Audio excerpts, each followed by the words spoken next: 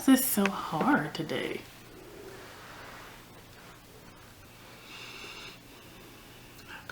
Focus, I promise you. Okay, I know I'm in focus. Let's go.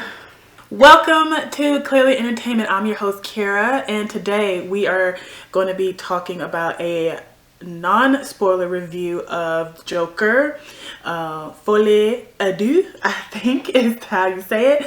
But for the majority of this film, I'm going to just say Joker 2 because it is the sequel to the original Joker of 2019 that swept the nation off its feet.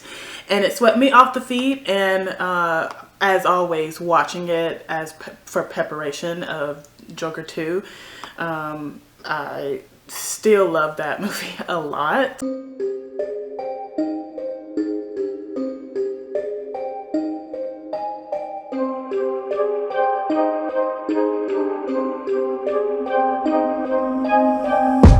I was just watching some TikToks of the first reaction because I went to the fans early screening Monday night. Oh my gosh. People are not happy. And I will say that I was personally one of those people that was extremely not happy about this movie. It with such high expectations. I'll explain it a little bit more later on, but my original after the movie was I was angry. I was bored, I was irritated, I was confused. I felt stupid because I had no idea what was going on. I'm really debating if I want to do a spoiler review and really diving into some of the strong themes that made Joker what it is and its real depiction.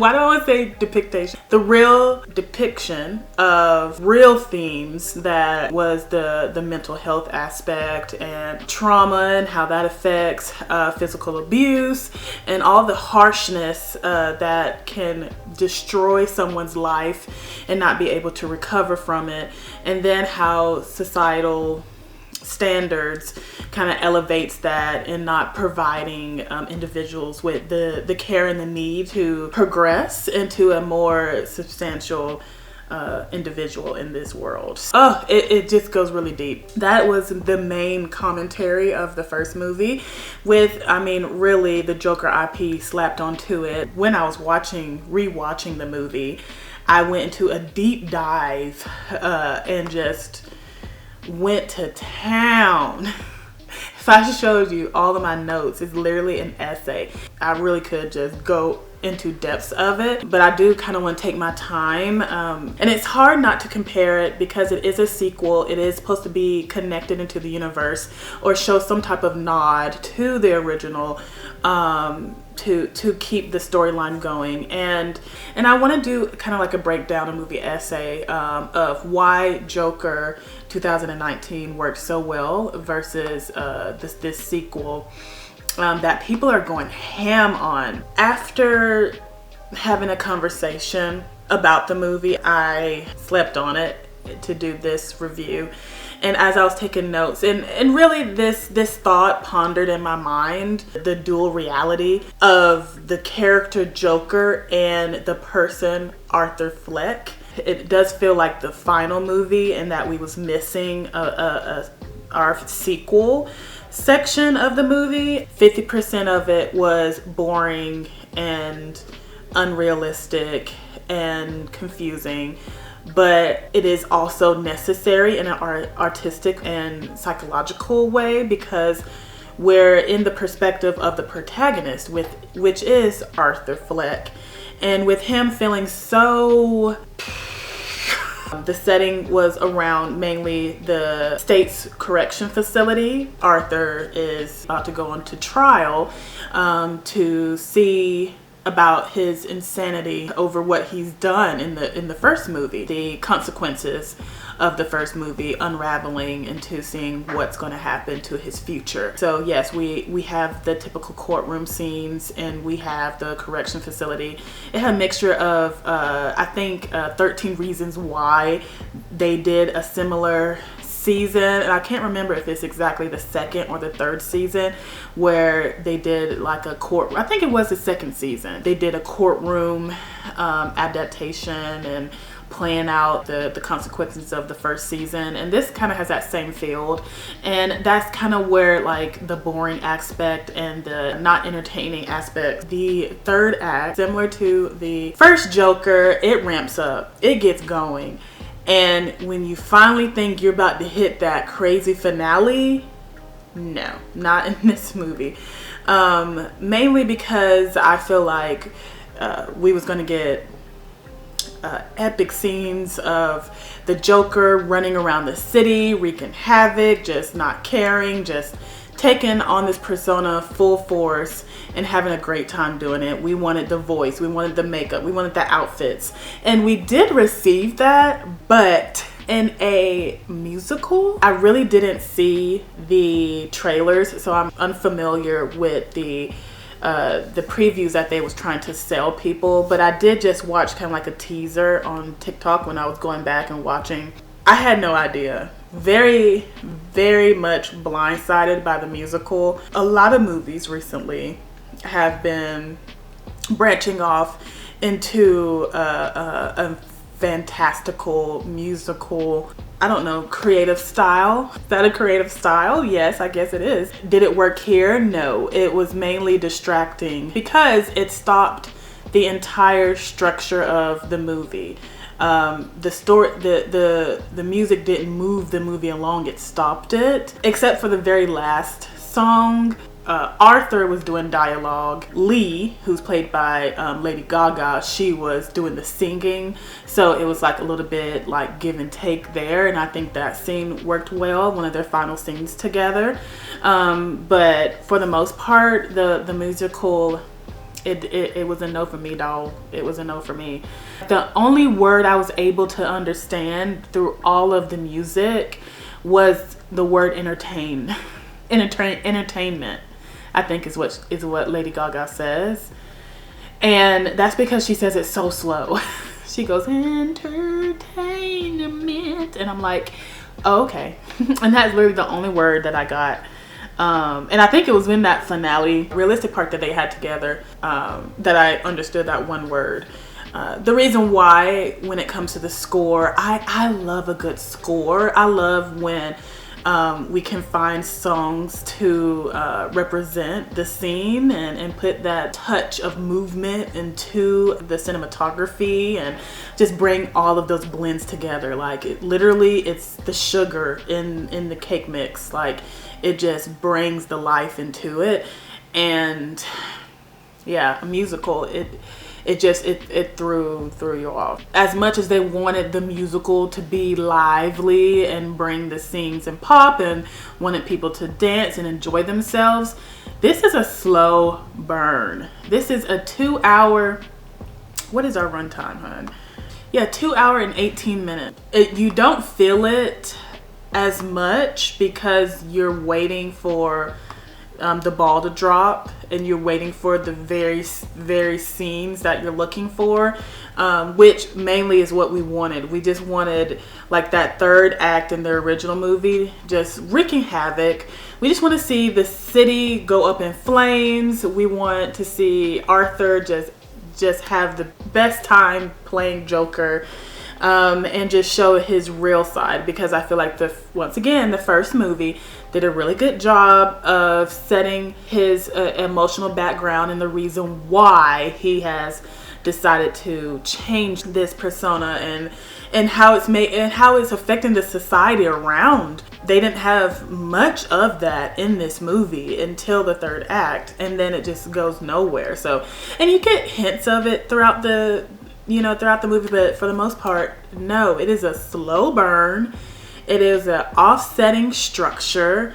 The storyline is inconsistent, and that just moves me on to Lady Gaga. They had a lot of early screenings way before the one that I saw Monday. Everyone is saying that Lady Gaga is not in this movie a lot. I personally did not feel that way. I felt like she was everywhere. I personally thought that it was a 60-40 split. Like Lady Gaga got a lot of screen time.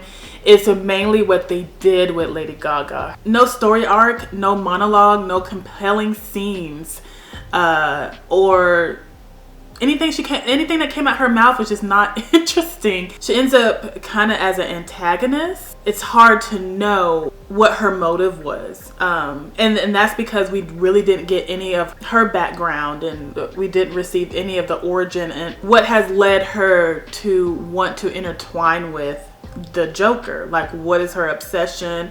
And it was just many like throwaway lines. Have her just create such an disruption in Arthur's life is just a little bit, I don't know, it's a little bit concerning, because half of me didn't want her to be a villain, and then half of me wanted go hard, don't play with his emotions.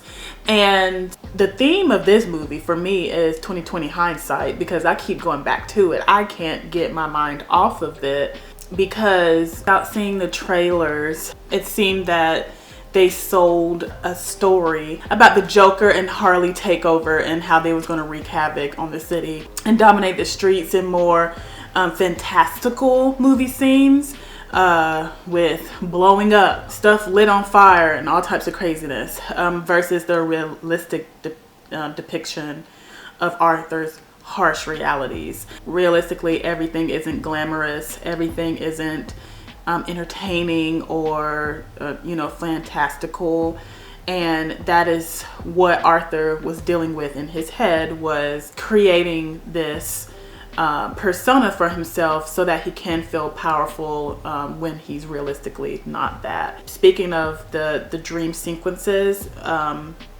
immaculate dream sequences, pretty colors, that is when you get the Joker at its full effect. But the only issue with those is it's made in full, full musicals.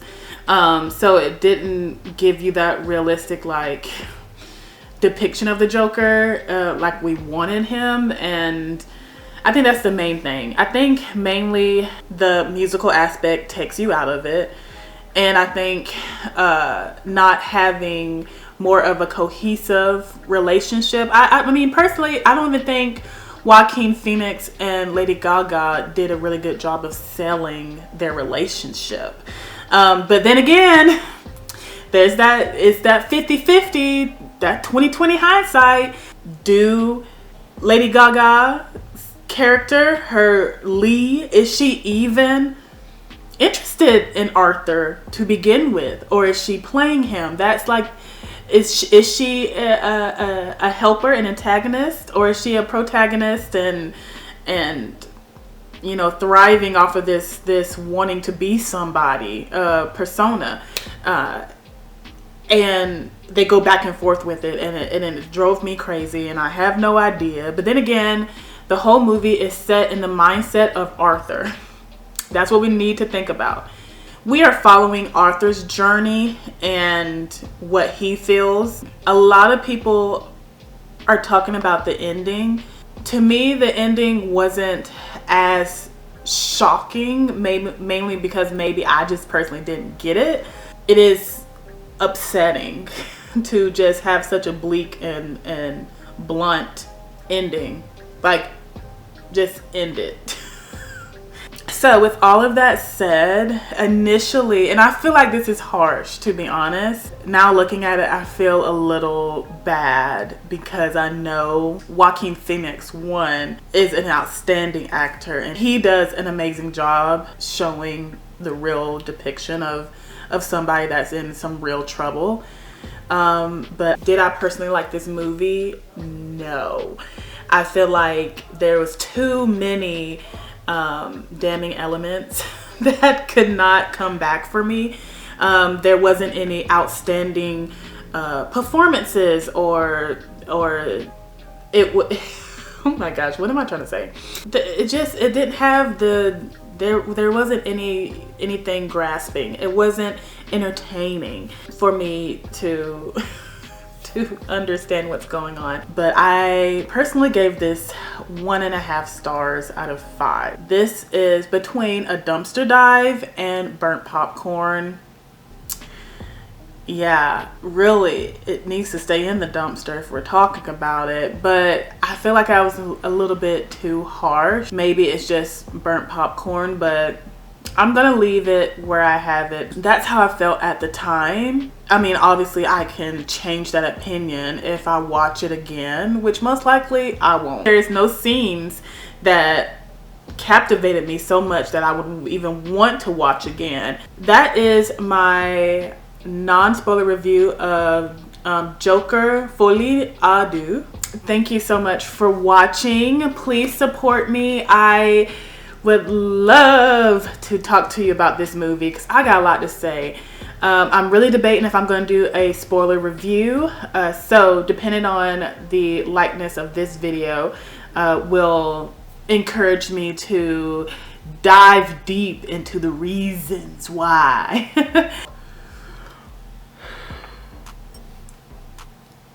This is going to be my last one because I got to go. I'm also wearing brown. So kind of doesn't look like I'm wearing anything, so maybe I should push back my hair and maybe just have one side. I don't know, whatever. Depiction. Oh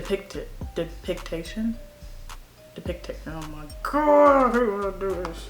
I can help you over here, but I can't help you that way. And talk the loudest. Let's have the loudest conversations ever. Let's do that.